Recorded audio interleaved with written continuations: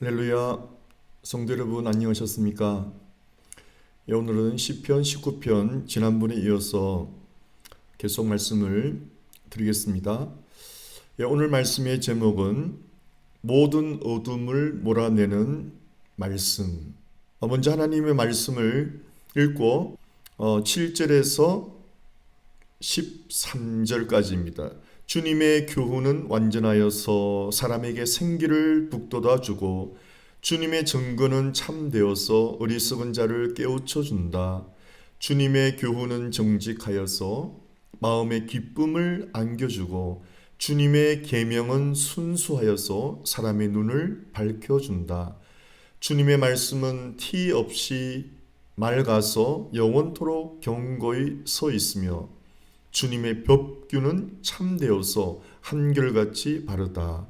주님의 교훈은 금보다 순금보다 더 탐스럽고 꿀보다 송이꿀보다 더 달콤하다. 11절에 그러므로 주님의 종이 그 교훈으로 경고를 받고 그것을 지키면 푸짐한 상을 받을 것이다. 12절 그러나 어느 누가 자기 잘못을 낱낱이 알겠습니까? 미처 깨닫지 못한 죄까지도 깨끗하게 씻어 주십시오. 13절 주님의 종이 죄인 줄 알면서도 고의로 죄를 짓지 않도록 막아 주셔서 죄의 소나기에 다시는 잡히지 않게 지켜 주십시오. 그때야 나는 온전하게 되어서 모든 끔찍한 죄악을 벗어 버릴 수 있을 것입니다. 14절 나의 반석이시요 구원자이신 주님, 내 입의 말과 내 마음의 생각이 언제나 주님의 마음에 들기를 바랍니다. 아멘. 기도하겠습니다. 사랑하신 아버지 하나님, 오늘도 시편 19편을 통해서 저희들의 귀한 지혜의 말씀, 우리 마음의 모든 어둠을 몰아내는 말씀으로 역사하여 주옵소서. 예수님 이름으로 감사하며 기도합나이다. 아멘. 여러분, 시편 19편은 크게 세 가지로 나눕니다. 시편 19편 1절에서 6절까지는 자연이 주는 메시지, 자연이라는 하나님의 말씀. 그래서 이 세상에는 두 권의 말씀이 있다. 자연이라는 하나님의 말씀, 그리고 두 번째 성경이라는 하나님의 말씀. 그리고 7절에서 10절까지는 이 말씀이 주는 메시지, 그렇죠? 그리고 11절부터 14절까지는 기도에 관한 것입니다. 우리의 죄와 기도. 이렇게 세 가지로 나누겠습니다. 다시요. 첫째는 자연 만물을 통해서, 이 온 우주 만물을 통해서 우리에게 말씀하시는 하나님. 두 번째는 성경 말씀을 통해서 우리에게 말씀하시는 하나님. 이 성경 말씀 통해서 모든 어둠을 몰아내고 우리에게 빛을 주시고 기쁨을 주시고 은혜를 주시는 하나님. 그리고 마지막 세 번째는 우리에겐 죄가 있는데 실수로 저지른 죄가 있고요. 우리가 교만해져서 내가 알면서도 주님을 무시하고 짓는 그런 교만한 자범죄가 있습니다. 고범죄가. 그 죄를 어떻게 처리하는지, 그것은 우리 힘으로 안 됩니다. 주님이 우리 모든 죄를 십자가에서 용서하셔서 우리를 구원하셨듯이 구원받은 우리도 주님의 은혜, 주님의 보호가 아니면은 허물도 그렇고요, 실수도 그렇고요, 또 우리가 교만해져서 알고도 짓는 죄도 주님의 은혜와 보호하심이 아니면 늘 걸려 넘어진다는 거죠. 그래서 우리 기도는 주님 우리를 그러한 죄에서 붙들어 주시고 막아 주시고 보호하여 주소서. 그래서 우리가 기도하고 살아야 죄를 이기는 삶을 살죠. 내 스스로의 힘으로 절대 못 이긴다는 것입니다. 그래서 시편 19편은 하나님의 귀한 메시지가 자연 만물을 통해서 하나님의 성경 말씀을 통해 우리에게 주어져도 그 귀한 말씀, 그 귀한 메시지가 우리 속에 스며들려면은, 우리 마음이 깊이 잘 박힌 못처럼 스며들려면은 기도라는 툴을 사용하지 않으면 안 된다는 거죠. 묵상이라는 툴을 사용 안 하면은 우리 마음 깊이 스며들지 않고 그 하나님의 메시지가 그 은혜가 흘러 떠내려간다. 강물에 흘러 떠내려가 버리는 것처럼 흘러 떠내려가니까 기도하지 않고 묵상하지 않으면은 정말 우리가 발전이 없다, 변화가 없다, 성숙이 없다. 바로 그런 내용입니다. 그래서 이 말씀의 역할은요, 오늘 시편 19편 7절에서 주님의 말씀을 다른 단어로 6가지로 교훈, 주님의 교훈, 주님의 증거, 주님의 계명, 또 주님의 교훈, 주님의 말씀, 주님의 법규 6가지로 표현하고 있는데요. 그냥 한 가지로 주님의 말씀으로 생각하시면 되겠습니다. 그래서 이 주님의 말씀이 우리에게 역사하는 것은 이걸 다 종합적으로 우리가 읽고 묵상해 보면요, 하나님의 말씀은 빛의 역할을 하신다. 예, 하나님의 말씀은 빛의 역할을 하신다. 그래서 헬라어에서는 여러분 말씀했다시피 어떤 단어 앞에 더, 정관사 더가 붙으면은 특별한 의미 혹은 의인화, 빛인데 더가 붙으면은 빛이신 예수님을 보여주는 거예요. 진리에 더가 붙으면 진리이신 예수님, 생명에 더가 붙으면 생명이신 그냥 생명의 영원한 생명. 그렇게 되겠습니다. 그래서 이 하나님 말씀이 역사하는 것은 한마디로 여러 가지 6가지로 오늘 시편 19편의 말씀을 했는데 그걸 한마디로 말하면 우리 마음속에 있는 어둠을 몰아내는 역할을 한다. 그런 뜻입니다. 우리 마음속에 있는 어둠, 그걸 무지라고 할 수 있죠. 우리가 참 무지해서 알지 못해서 당하는 일들이 너무 많잖아요. 미련해서. 그것도 어둠이죠. 그 다음에 마귀한테 막 눌리는 것도 하나님이 진리를 몰라서 막 눌릴 때가 많아요. 근심, 염려로 막 눌릴 때가 많아요.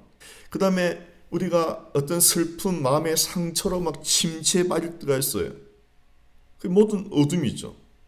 또 심지어는 죄를 가볍게 여기는 것도 어둠이죠. 죄는 가볍게 여기면 죄는 아주 무섭게 생각이 됩니다.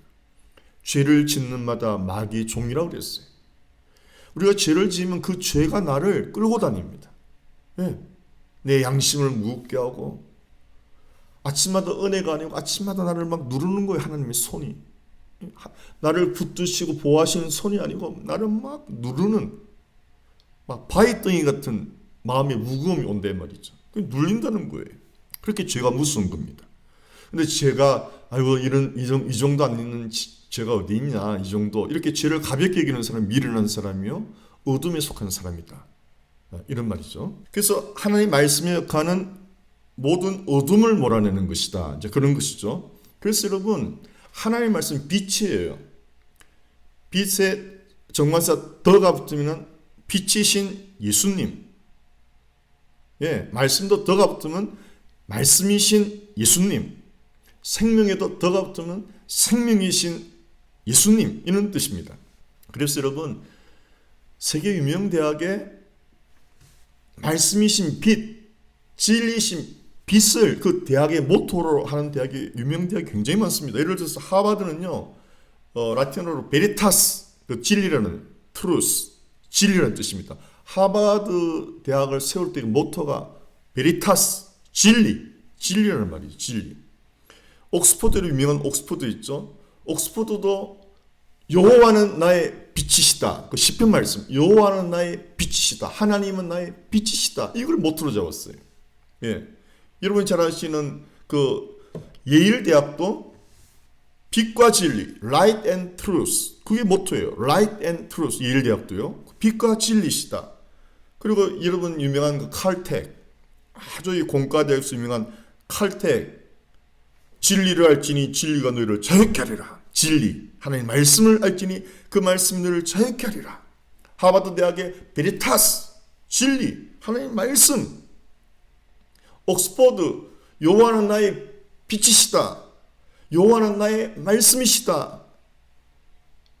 예일대학, Light and Truth, 하나님의 말씀이신 빛과 진리. 그리고 칼텍, 또 연세대학교도 진리를 알지니 하나님의 말씀을 알지니 그 말씀이 너희를 자유케 하리라. 이야, 이걸 교육의 모토로 삼았다. 하나님의 말씀을 교육의 모토로 삼았는데 여러분, 이 세계에서 제일 지혜로운 민족이 히브리 민족 아닙니까? 이스라엘 아닙니까? 그 이스라엘은 하나님의 말씀을 얼마나 귀히 여기는지요.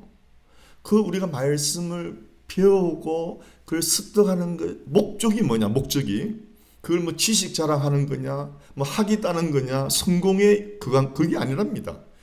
이 이스라엘, 특히 이 랍비들이 탈무드를 뭡니까? 탈무드가 아니고 그 토라 하나님 말씀을 연구하는 목적은 토라 학교가 있는데요. 랍비가 되기 위해서 요즘 우리나라 말로 하면 신학교에 입학하려면 하나님 말씀 입학하지 않으면 인터뷰를 합니다.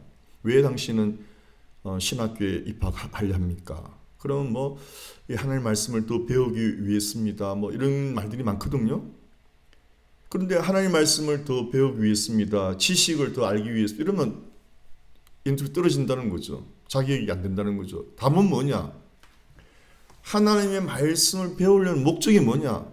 하나님을 경외하기 하는 걸 배우기 위해서 이걸 정답이라. 하나님을 경외함 이걸 배우려고. 진정으로 하나님을 경외하는 것이 뭐냐?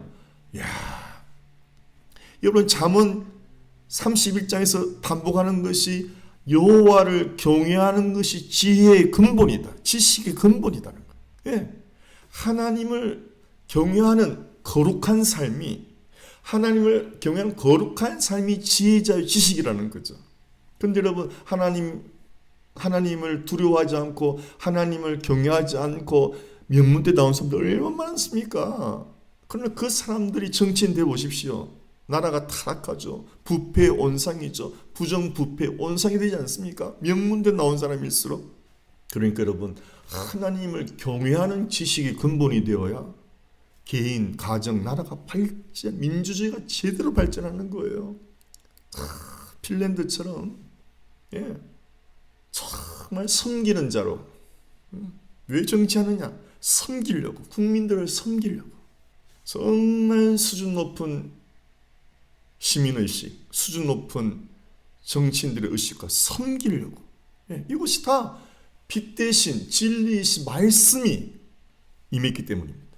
또 여러분 아시는 그 UCLA, UC 버클리, UC 대학의 모토는 또 놀랐습니다. 창세기 1장 3절의 모토. Let there be light. 빛이 있으라. 이야, 빛이 있는데 하나님이 말씀하셨다는 거예요. 이게 대학의 모토인 거예요. 하나님이 빛이 있으라고 말씀하셨다. 이게 대학의 모토라는 거예요. 하나님이 말씀하신 말씀. 하나님이 친히 말씀하신 것, 이것이 우리의 지혜요, 우리의 빛이라는 거죠. 여러분 실제로요, 하나님이 여기 친히 말할 때 어떤 일이 벌어지는가? Let there be light. 빛이 있으라. 어떤 일이 벌어지는가? 예전에 우리 선배 목사님들은 하나님께 쓰임 받았던 목사님들은 특이하게도 폐병들을 참 많이 앓으셨어요. 전부 다 그 폐병들 알았다가 치료한 목사님들이 참 많은데 훌륭한 목사님들 중에 그분들의 간증 중에 하나가 정말 어릴 적에 못 먹고 영양실조, 폐병은 잘 먹어야 되는데 영양실조에서 많이 영양실조죠. 과로하니까 폐병들이 참 많이 왔는데 기도 중에 영양실조와 빈곤과 그 척박한 환경 속에서 죽을 날만 기다리고 약이 있습니까? 기도밖에 죽을 날만 기도하는데 갑자기 하나님이 내 마음에 오셔서 이런 음성을 내가 낳았느니라. 이 말을 하나님의 말씀이 Let there be light. 내가 낳았느니라 그러는데 어디서 샘이 나는지 병상에서 벌떡 일어나가지고 동네 뒷산까지 뛰어 올라갔다는 거예요. 완전히 나와버렸다는 거예요. 이와 같이 여러분 하나님의 말씀이 내게 임한다. 이는 천지창조의 역사가 일어나는 거예요. 병 떠나버리는 거예요. 여러분 하나님의 말씀이 내게 특별히 임하는 것을 사모하시기 바랍니다. 왜? 여러분 무슨 큰 문제가 있습니까? 가정의 문제, 자녀 문제, 부부간의 갈등, 인간관계에 처음 있습니까? 기도하십시오. 하나님 저에게 말씀하여 주십시오. 사업을 하려고 그럽니까? 이런 마음대로 하지 마시고요. 남 하니까 따라가지 마시고요. 하나님 저에게 말씀하여 주옵소서. 그럴 때 내 마음에 오는 그 말씀으로 하면은 뭐 이거는 틀림없다는 거죠. 예전에 지금은 모르겠습니다. 우리 캘리포니아의 호텔 왕 장로님이셨어요. 이분이 호텔을 해가지고 참 돈도 많이 버신 장로님인데 많은 사람들 또 호텔, 모텔 하게 해가지고 그 간증하고 하신 분인데 이분이 처음에 너무 가난해가지고 참 하나님께 기도를 간절했답니다. 하나님 뭘 하면 좋겠습니까? 기도하는데 오늘 신문 보는데 모텔이라는 글씨가 쭉 오더랍니다. 그래갖고 모텔 가서 일을 했대요. 처음에는 모르니까 모텔에서 청소부터 했답니다. 그래서 열심히 청소하면서도 특히 모텔에서는 주말이 바쁘잖아요. 근데 이분은 저는 주일날 꼭 교회 가야 됩니다 해가지고 주인한테 신신당 배워가지고요. 토요일은 열심히 일놓고 막 심지어는 주일 막 아침 일찍까지 청소 다 끝내놓고 주일날은 여지없이 교회를 가시는 거예요. 그런 식으로 열심히 하다가 주인이 다 열심히 하는 걸 보고 그 모텔을 인수받고 하나 둘 호텔 왕이 되어버린 거예요. 그리고 이분은 그 노하우를 자기만 그 같은 성도들 교회들을 간증하면서 그 노하우 어떤 모텔을 사서 어떻게 경영의 노하우를 막 나눠가고 그분들 때문에 호텔 주인 된 사람들이 많았어요. 우리 캘리포니아에. 그와 같아요 여러분. 하나님이 내게 말씀하시면 운명이 바뀝니다. 이걸 아셔야 돼요. 그러니 유시대학의 Let there be light, 어둠이 캄캄한 이 지구에 하나님의 일성이 빛이 있어라. 빛과 어둠이 쫙 갈라져 버렸어. 여러분이 하나님의 말씀을 읽을 때 오늘 시편 19편 하나님의 말씀의 유익이 뭐냐? 내 마음의 어둠이 없어진다는 거예요. 그 어둠 안에 온갖 쓰레기가 다 들어있지 않습니까 여러분? 온갖 쓰레기, 온갖 문제가 다 들어있잖아요. 그게 이 하나님 말씀이 내게 임하면은 그러니까 말씀을 읽어야 되죠. 말씀을 읽다가 가슴을 탁 치는 말씀이 있거든요. 또 읽은 말씀에서 하나님 내가 설교로 들었던 말씀이든 내가 읽었던 말씀이든 간증을 들었던 말씀 하여튼 어떻게 해서든 그 말씀이 내 안에 저장되어 있던 것이 역사하는 거거든요. 물론 특별히 하나님이 친하는 것도 있지만은 그래서 첫째는 여러분 마음의 어둠을 몰아내려면 하나님의 말씀을 부지런히 보셔야 되는 거예요. 얼마나 놀랍습니까? 세계 명문대 하버드도 진리요 하나님의 말씀이 진리입니다. 베리타스. 옥스퍼드도 요한은 나의 빛이요. 예일대학은 빛과 진리. 칼텍 연세대 진리를 알지니 진리가 너희를 자유케 하리라. 말씀을 알지니 말씀이 너희를 자유케 하리라. 유시대학, UCLA, UC 버클리 모든 UC 대학은 Let there be light. 빛이 있으라. 그러면 그것뿐입니까? 여러분이 잘 아시는 세계 최고의 정보기관, 세계 최고의 정보기관, 여러분 모사드 아시죠? 모사드. 이 모사드의 모토가 뭡니까? 모사드의 모토가 놀랍습니다. 세계 최고의 정보 수집 능력을 가진 이 모사드가 모토가 뭐냐? 잠언 24장 6절이었어요. 너는 모략으로 싸우라. 승리는 모사가 많음에 있느니라. 모략으로 싸우라. 모사가 많아야 승리한다. Abundance of counselor. 이 왜 그러냐면 여러분 모사가 뭐 정보가 많아야 승리하는데 이 모사드가 왜 세계 최고의 정보 수집의 능력을 갖고 있느냐? 전 세계에 흩어져 있는 유대인들이 다 협조하기 때문에 많은 모사드 정보기관만 정보 수집하는 것이 아니라 일반 유대인들이 모사드에 협조하기 때문에 세계 최고의 정보 수집 능력을 갖고 있어요. 그러니까 abundance of counselor. 모사가 풍부하니까 승리한다는 거죠. There is victory. 너는 모략으로 싸우라. 승리는 모사가 많음이 있느니라 했는데 이것이 또 바뀌었어요. 바뀌었는데 잠언 11장 14절로 바뀌었는데요.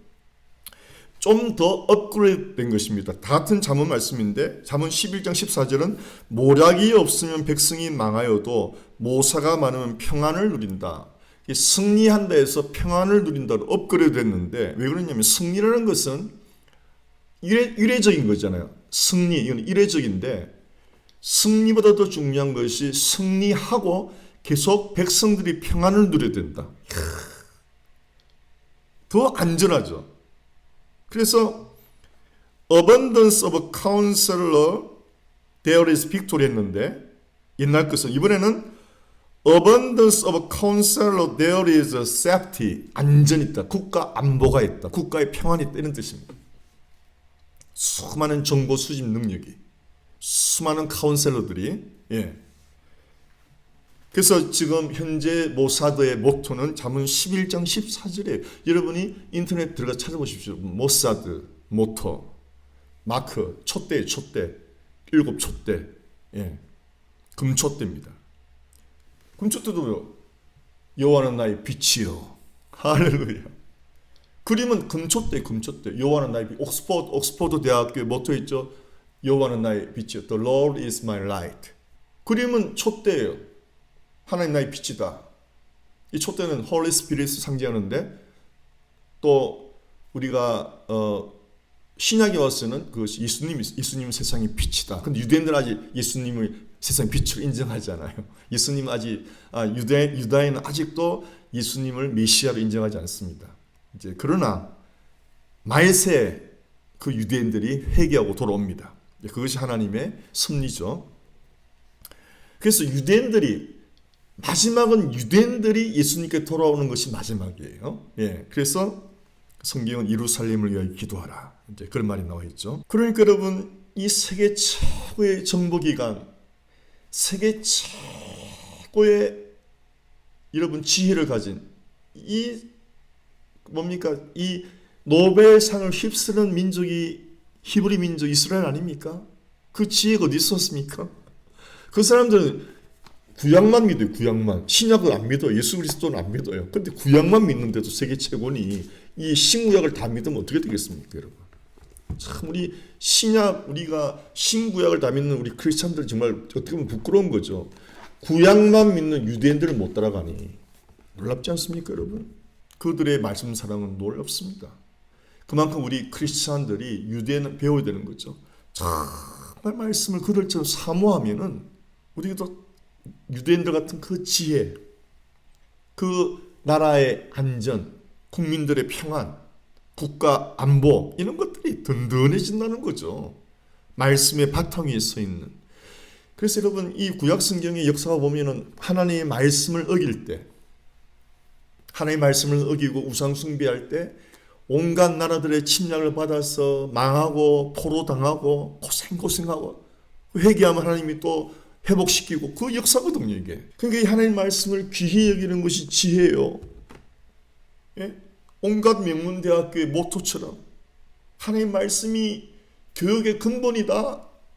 지혜의 근본이다. 지식의 근본이다. 인간을 참으로 유익하게 하는 것이 하나님 말씀이다. 우리나라 교육이면 홍익인간 아닙니까? 백성을 널리 이롭게 하는 거 아닙니까? 그거 참 좋은 거죠. 그런데 뭐가? 하나님의 말씀이 그렇다는 거죠. 하나님의 말씀이 빛이요, 하나님의 말씀이 진리요, 베리타스. 그래서 여러분, 오늘 시편 19편에 말씀이 주는 유익은 어둠을 몰아내는 겁니다. 우리가 교육을 통해서 무지를 몰아내듯이, 그래서 우리 선교사님들이 오늘 오셔서 하는 일들이 복음을 전하면서 꼭 하는 게 뭡니까? 병원을 세우고 학교를 세우는 거 아닙니까?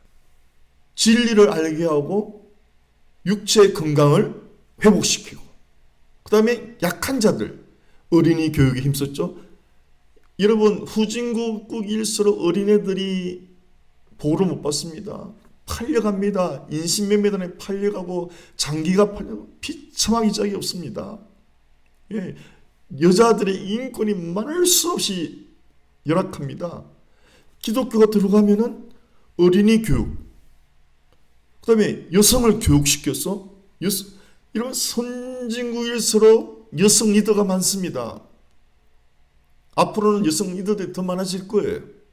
여성들이 맡으면은 집안 살림하듯이 욕심 안 부리고 남자들은 그 욕심이 있어서 좀 탈선하는데 여자들은 오히려 다 그 붙들고 집안 자기 맛이 잘한다는 거죠. 그래서 여러분 오늘 시편 19편 말씀이 주는 유익은 이루 말할 수 없는데 한 가지로 종합해서 모든 어둠을, 개인 속에 있는 모든 어둠을, 무지를, 절망을, 슬픔을, 고통을, 아픔을 다 몰아내서 치유시킨다는 거죠. 가정의 모든 어둠을 몰아내준다는 거죠. 예. 나라의 모든 어둠을, 부조리를, 열악함을 몰아내준다는 거죠.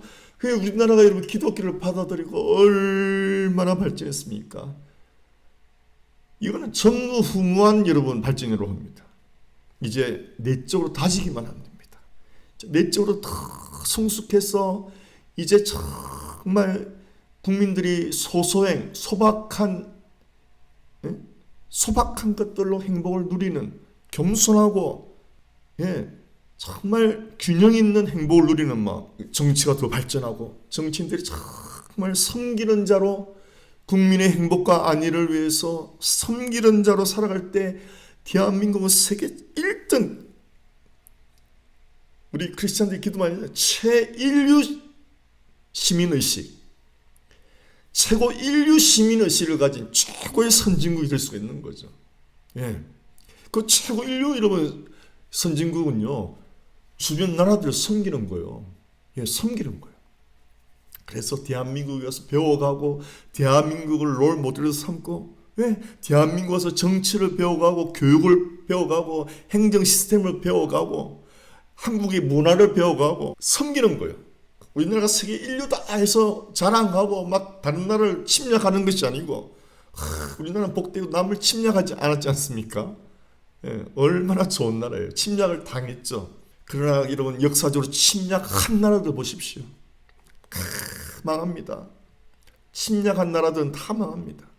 약한 침략을 무수히 받았던 이스라엘은 하나님이 지금까지도 보호하시고 주님 오시는 날까지 이스라엘을 보호받는 거예요.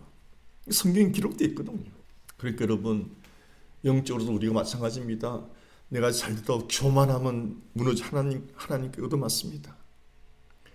늘 말씀을 붙들고 진리의 말씀, 지혜의 말씀, 생명의 말씀을 붙들고 나를 쳐서 교만하면 겸손하게 헛된 걸 꿈꾸면 쳐서 하나님을 사랑하게 만들고 이렇게 진리의 말씀으로 우리가 붙들어 살아갈 때 개인도 가정도 나라도 정말 안전하게 평안하게 하나님의 샬롬이 온 영역 안에 역사하는 것입니다. 이것이 바로 시편 19편 말씀이 주는 유익, 말씀은 어둠을 몰아낸다 이런 뜻입니다.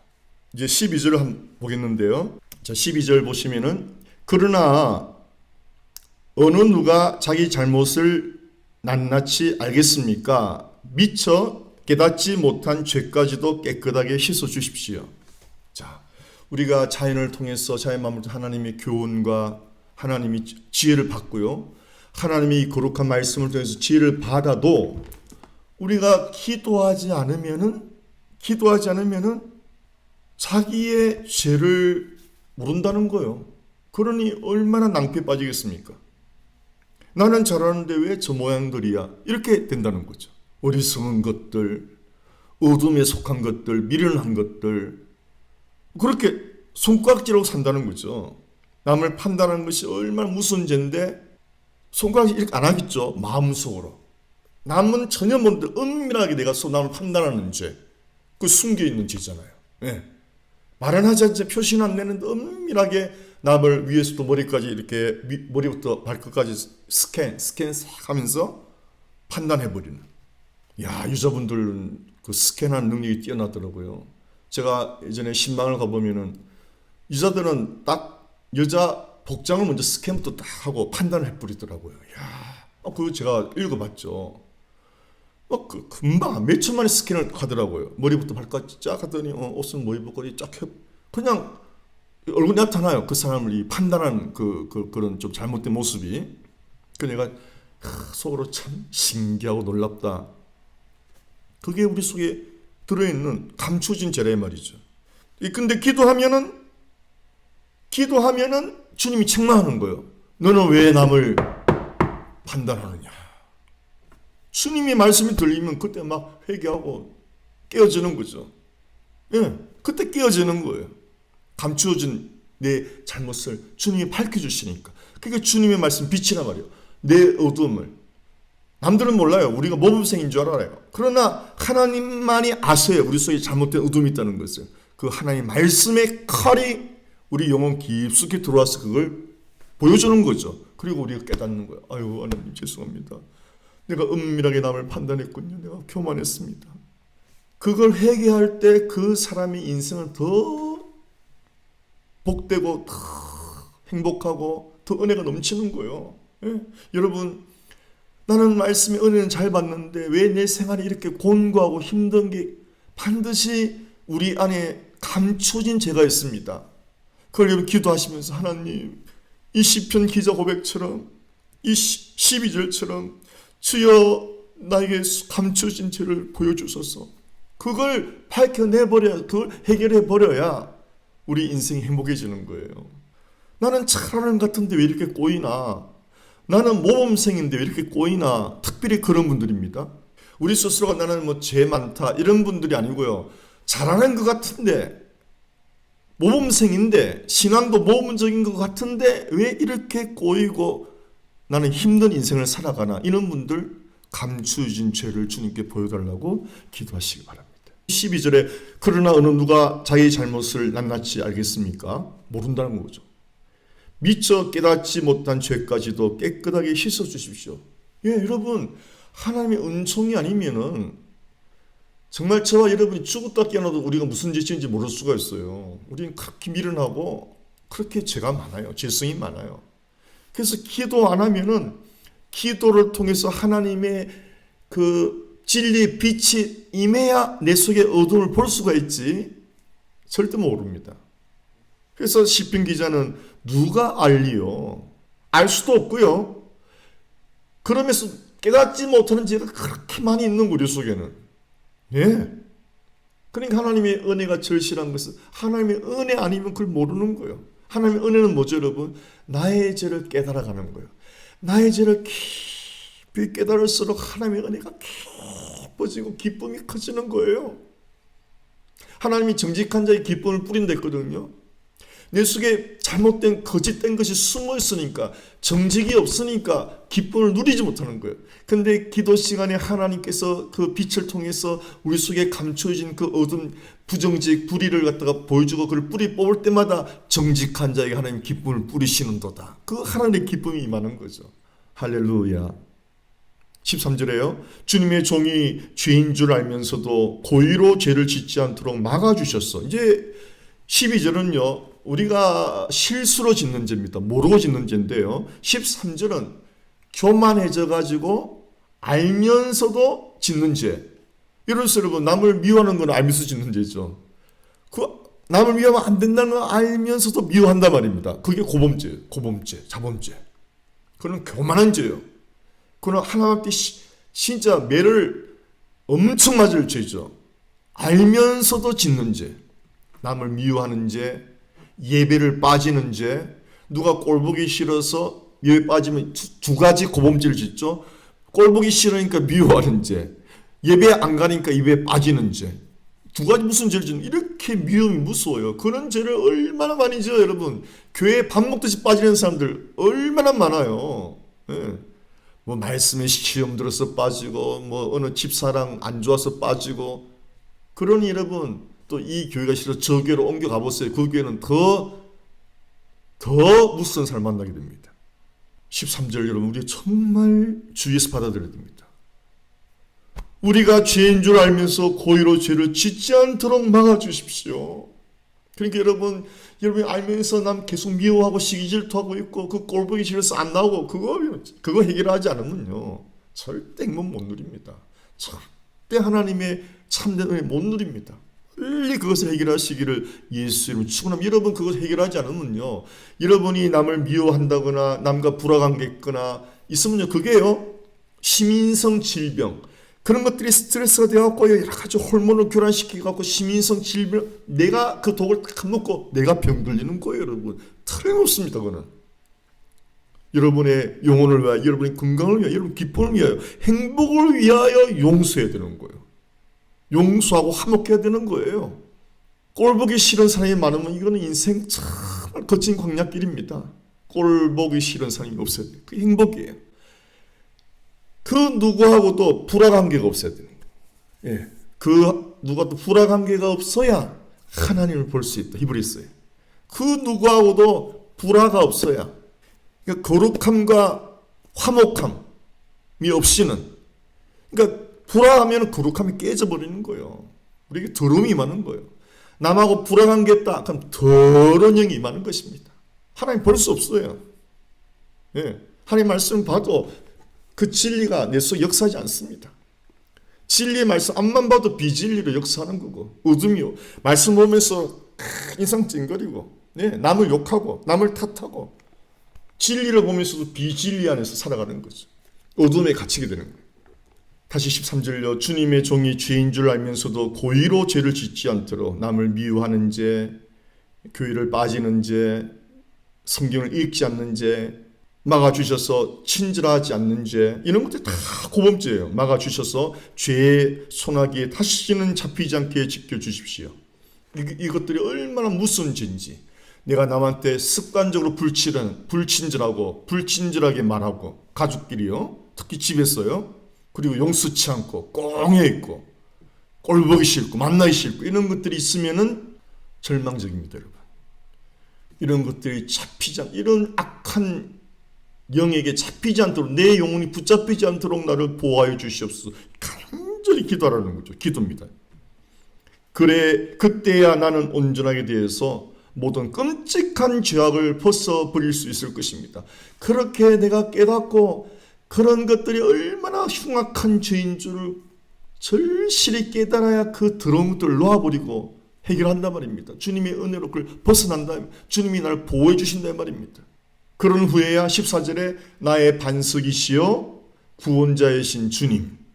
구원자라는 말은 십자가 보혈로 나의 모든 죄를 구속하신 구원자. 나의 반석이라는 말은, 반석이라는 것은 요동치 않는 힘입니다. 거대한 산, 저 요세미티나 여러분 자이언 캐년 가면 산 전체가 바위산 있지 않습니까? 그 큰 산, 요동치 않는 산, 하나님의 힘. 이건 뭐냐면은 우리가 십자가의 은혜로 예수님이 우리를 구원해 주셨지만, 구원받고 난 후에도 실수로 짓는데, 알고 짓는지 모르고 짓는데 그 모든 죄들을 벗어나게 하고 보호하게 하고 회개케 하시는 그 모든 것도 하나님의 능력 안에 있단 말이죠. 그러니까 우리로서는 처음부터 끝까지 주님의 힘이 아니고 주님의 보호하심 아니면 우리는 살아갈 수가 없단 말입니다. 나의 반석이시요 나의 구원자이신 주님, 나를 죄악에서 예수의 십자가 피로 구원하신 주님, 구원받았음에도 여전히 연약해서 실수하고 넘어지고 고범죄를 짓고 남 미워하고 불화하고 나 스스로 불화하고 스스로 안 보고 담을 쌓고 살아가는 이 어리석은 이 죄인을 주 나의 반석이시여 나의 힘이시여 나를 지켜주시고 끄집어내주시고 해방시켜 주옵소서. 다시는 그런 흉악한 죄에 내가 붙들리지 않게 하옵소서. 절실하게 기도하는 거란 말이죠. 그리고 나서 내 입의 말과 내 마음의 생각이 언제나 주님의 마음에 들기를 바랍니다. 그때서야 이 시인은 온전히 주님의 보호하심과 주님의 구원하심 통해서 우리가 죄에서 해방되고 온전히 정결케 되어서 이제는 남을 미워하는 마음, 보기 싫어하는 마음, 피하는 마음, 담을 쌓는 거, 막 불평을 말하고 원망을 말하고 불친절하고 하는 그 무서운, 그것들이 무서운 죄인 걸 이제 알았잖아요. 자범죄니까, 내 스스로가 하는 거네. 알면서도 짓는 죄니까. 그런 것들이 이제 사라지고 내 마음에 정결함이 왔다. 내 마음에 정결함이, 감사와 기쁨과 용서가 왔으니까 이제 하나님께서 이렇게 주신 은혜를 다시는 그 악한 것들에게, 어둠에게 빼앗기지 않도록 주님, 이제 이 정결해진 마음, 이제 주님의 은혜로 살아가는 이 복된 마음, 이 마음의 아름다운 생각들이 생각한 것이 말이 나오잖아요. 그리고 우리 입술이 말들이 감사와 기쁨과 은혜로운 말들이 주님께 늘 올라가는 예배가 되기를 원합니다. 주님께 올라가기를 원합니다.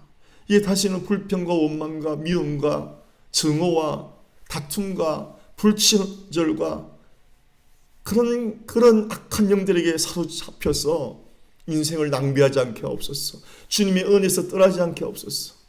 주님의 진리의 말씀에서 떠나지 않게 하옵소서. 주여 나를 붙들어 주옵소서.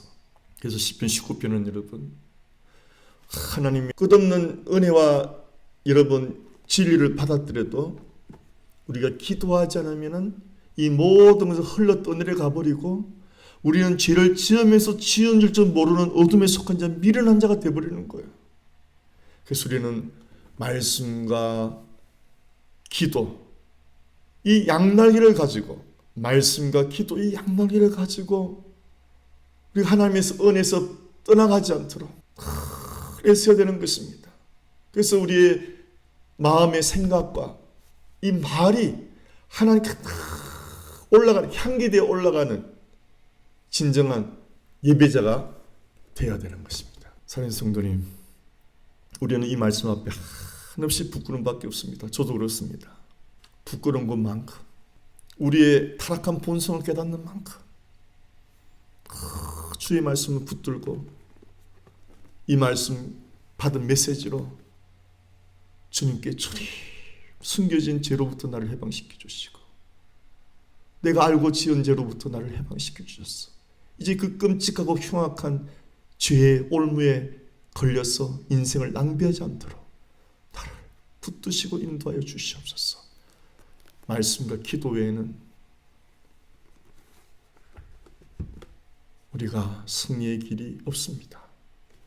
사랑하는 성도님, 오직 말씀과 기도입니다. 말씀과 기도는 우리를 거룩히 한다고 디모데서 기록되었습니다. 이 은혜가 평생 떠나지 않으시기를 말씀과 기도를 붙들고 살아가는 저와 여러분 되시기를 예수님 이름으로 간절히 축복하며 기도합니다.